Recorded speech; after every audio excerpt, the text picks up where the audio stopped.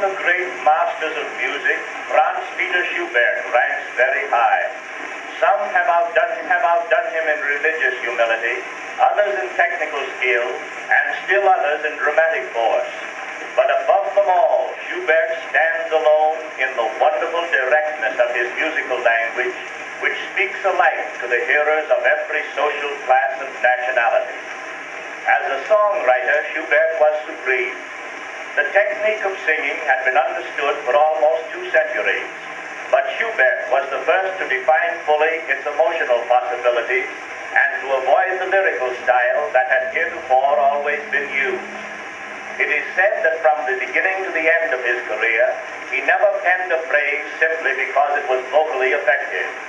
In his method of working, he relied implicitly upon his musical inspiration, or, as the singer Vogel once remarked, he composed always in a state of clairvoyance.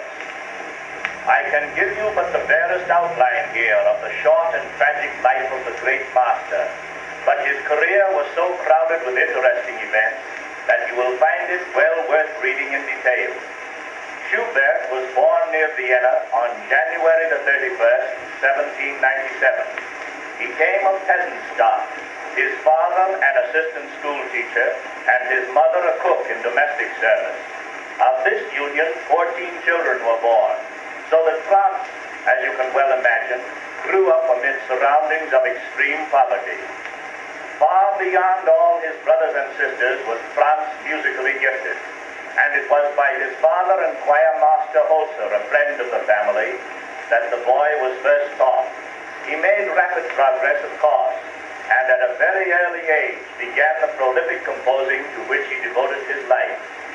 His works, as we look at them now, are nearly all masterpieces, yet at the time but little was thought of them. The composer's life was one of continued disappointment. He died at the age of 31.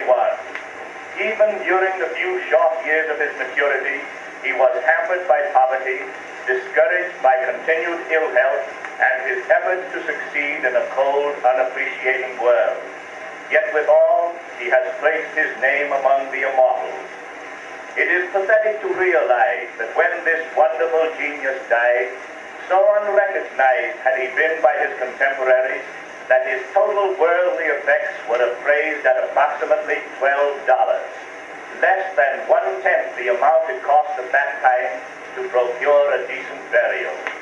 Thus was genius rewarded. The Ave Maria given on this record is one of the finest of its kind ever written. Its melodic theme is so beautiful, for Schubert was preeminently a composer of exquisite melody, that it lends itself admirably to this violin arrangement. Carl Flesch was born on October 9, 1873 at Mosen in Hungary. At 6 years, he received instruction in violin playing from the village schoolmaster. At 12 years, he entered the Vienna Conservatorium and left 3 years later crowned with first prize. In 1890, he entered the Conservatoire of Paris and became a pupil of Salzai and later of the famous Marching. In 1894, he left the Paris Conservatoire carrying first prize and unanimously conceded honor. Since then, he has made a wonderful success all over Europe and during the season of 1914 in the United States. His supremacy among the foremost of living violin players in point of technical, interpretative, and intellectual qualifications is acknowledged.